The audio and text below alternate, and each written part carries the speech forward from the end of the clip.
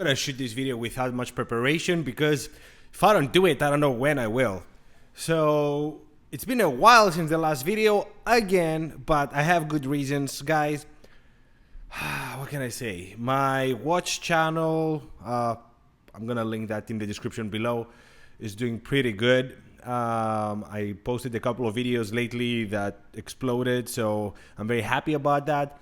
I had family visiting from Greece, and I'm gonna talk about this a little later, for 2 weeks, and I had 3 back-to-back travels with work, which taught me a lot about hotels today. So let's start from the beginning. The last 3, not even 3, yeah, let's say 3 months, I travel like 4 or 5 times for work total. I went to Chicago twice, here in the DMV once. I went to New York. I went to New York again for a personal trip with the family from Greece. And I saw a couple of hotels. And that only reaffirmed, enhanced my opinion about some hotel chains. And one that really even changed my opinion. So let's start from the beginning. Hilton DoubleTree in Chicago was just bad. Now you would say, oh, why did you go to a DoubleTree? Well, it was next to where I wanted to go for work. So it made all the sense in the world. Literally 3-minute walk. So I had to do it. But now I know I don't want to do it. And this is why I say Hyatt Place is by far, by a mile, the best. Hyatt Place is the best entry-level hotel you can get. I stand by that. I've been to other cheaper hotel chains, and I can tell you Hyatt Place is by far the best. Period. Now, Marriott.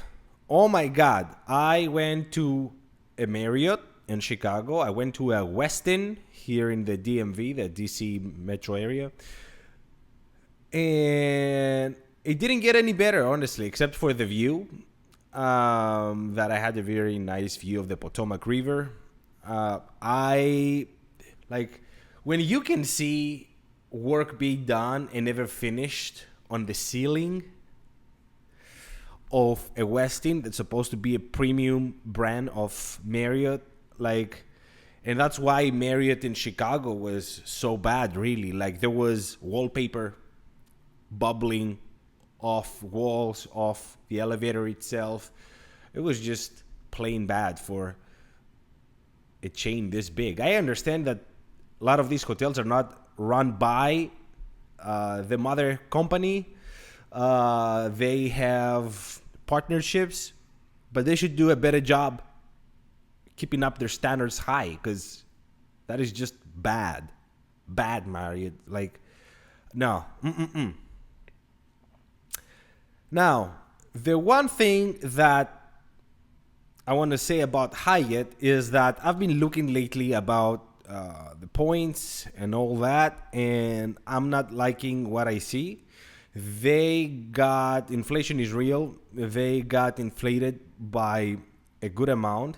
Keep in mind that the Hyatt credit card, it doesn't have huge multipliers. It's only 9 points for Hyatt hotels. So if you devaluate your points value, it makes less and less sense to visit those hotels, except of course if you collect all the points from all your other credit cards, like the Freedom Unlimited and the Freedom Flex and all those nice credit cards that we all have, and then transfer it to Hyatt. Then I can see why. But there's a big but here, and that's a big one. IHG has come out of nowhere, shaken my world and my beliefs. I always knew that I like Intercontinental. I only had one experience with Intercontinental in Athens, Greece, and I loved it. But now that I have the credit card, and I got two, I got the business and the personal. I collected all those points. I got, between the two credit cards with all the spending and everything, I got over 315,000 points. I was able to book 2 hotel rooms for New York at the Intercontinental. Anyway, doesn't matter. The problem is that the hotel itself was so freaking good. The points I paid was peanuts comparing to what I got, because I booked 4 nights. I got the 4th night free in both rooms. I was very easily able to have the one room under my cousin's name. So I didn't have to call anyone. Hyatt, you have to call and say, hey, I want to give as a gift these points, and it's not going to be, so the room is not going to be under my name, and they have to do it through the customer service. With IHG, all you got to do is add the other name to the reservation, and you're done. So I went there with 2 rooms, 4 nights each. The price of every room was $350 a night. And that was some of the nights, actually, because depending on the night, we stayed 4 nights. So during the weekend, it was even, actually during the week, I think it was even more. So it was between $350 to $400 a night. So we stayed there with paying only the fees and all that, so like $45 a night. And it wasn't only that. The hotel as hotel was incredible. I think it was the highlight for my family, because they told me, like, hey, we would never stay in a hotel like this with this kind of money. Keep in mind that we normalized here. I mean, we live here, so the salaries are different.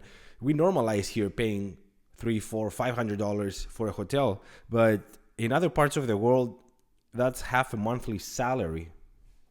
So they would never spend 2 months of work just on hotel. That's without food, without anything else, right? Transportation. So keep that in mind.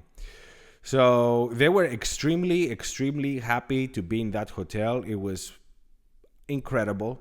The food was great. Yes, we ate food in the hotel. I decided to leave the use the parking services of the hotel. So I used the valet there. And I did it because the other parking lots were just like $10, $15 less per night. But I was getting 27 points a night using my credit card, because that was charged to my room. And long story short, after 4 nights, we spent about $1,000 in the hotel, and I got 27,000 points. What does that translate to? It translates to cash value about $130, $140, but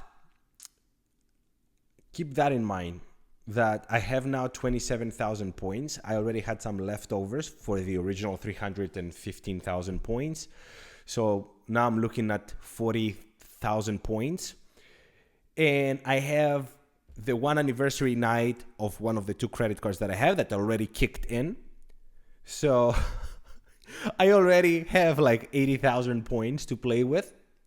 And I can go to New York to the same hotel for 2 more nights. To be very honest here, I thought also that for an Intercontinental, the food was very, very decently priced for what it was.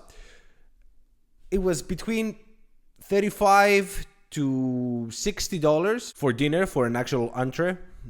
And you get all those points from that. If you go anywhere else in New York, you will pay about the same amount of money, especially in a good restaurant. I mean, forget it. And I'm not more than that. So you pay average prices. You get great food. You get great services. you really have little reason to eat out other than explore and eat other things too, which I totally understand. But we were able to use lots of the services of the hotel, get plenty of points. So I'm very, very excited about IHG. I'm looking forward to go to another intercontinental. Yeah. I think IHG is taking place, like it's right here with Hyatt right now, and starts edging up unless Hyatt does something. Like at this point, I think 9X is not cutting it as it used to with Hyatt. 9X used to be great when you could go to a 5-star hotel with 20,000 points, but now off season is 25,000. Most of the times it's 30,000. Andas. I'm looking at Andas, both in New York and in Costa Rica. So yeah, IHG. Good stuff. Good stuff. IHG. Incredible. Guys, if you haven't followed me on the other channel to show some support, please do. Thank you so much for watching. Until the next one. Ciao.